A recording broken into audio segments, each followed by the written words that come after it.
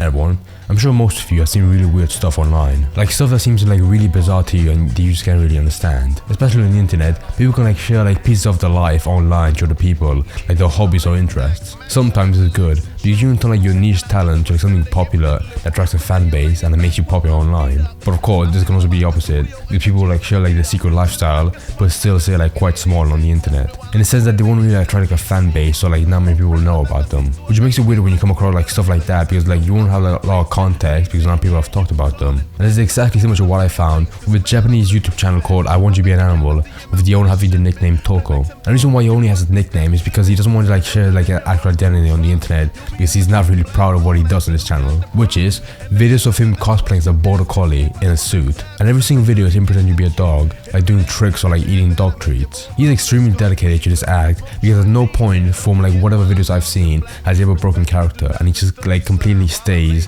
in character of being like a dog. I'm sure most of you, when you saw this thumbnail, it was actually a dog, but if you watch like a short snippet of his videos, it's very clear that it's just a man in a suit, because of how like unexpressive and scary his face is. Guys in particular, because they just look like adults, but like they have like no life behind them. As well as the fact like whenever he walks, it's very obvious that it isn't comfortable for him to be doing so. So I can't imagine what it would be like to be cramped in that suit, or even like a short amount of time, where most of the videos are like not that long, could even be uncomfortable to record. However, the most mind-blowing part to me is how much the suit costed, which was 2 million Japanese yen, which is like roughly around like $22,000. It was actually professionally made by the Japanese modeling studio, Sepid, which like specializes in making like this kind of costumes, especially like animal ones. They're actually pretty big because they've expanded to like the English and like Chinese market, so I'm guessing this guy like came across them and commissioned them to make this. And for him, I'm sure spending that amount of money would be nothing to him, because like, he just wanted to like fulfill his fantasy. Because he said and mentioned in interviews that when he was a kid, he just wanted to be a dog and be like walked on a leash. And when I mean kid, I don't mean like around high school age. He literally said that in grade school when he was like extremely young, and he still somehow kept on to that desire after all this time. So the reason why I'm talking about him now, even though he's had like a few more videos, he was actually made a pretty big debut by going out to the park while in the dog costume. This is pretty important because he's posted a lot of videos of him being in his house, like pretending to be a dog, but he's never really gone out in public because he's like kind of ashamed of it, which I don't really blame him. But after some of his videos kind of blew up and he got some support from people in the comments, he actually built up confidence to go outside and do it. Premiered with the help of a German TV station, where the crew actually flew from Germany and to Japan to help him record it. In the footage he showed, it shows like the presenter like treating him like a dog, saying like good boy after he does some tricks.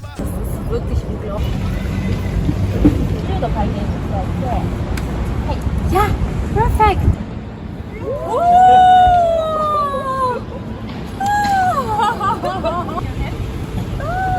Good boy! Amazing! One more time. Yeah, cool, buddy. Thank you. Be careful. Are you good?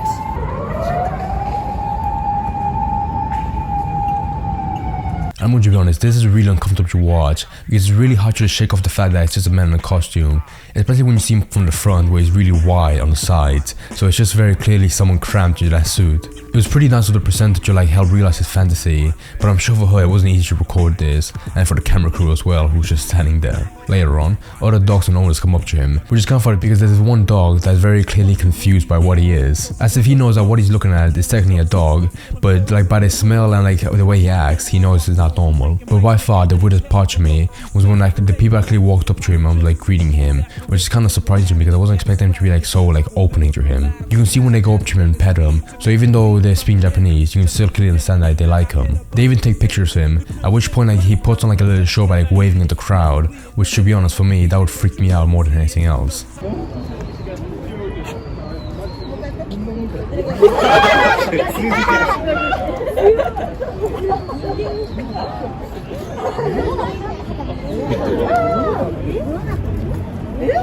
Oh, now he's shy.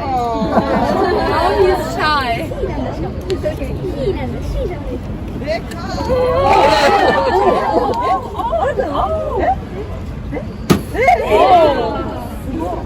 Alongside that, I think my favorite part of the whole video is when like the crowd of people ask the presenter what his name is, and she just stands there like silent for a few seconds and then just says, "We'll see." It's my new dog. I don't know what he's doing now.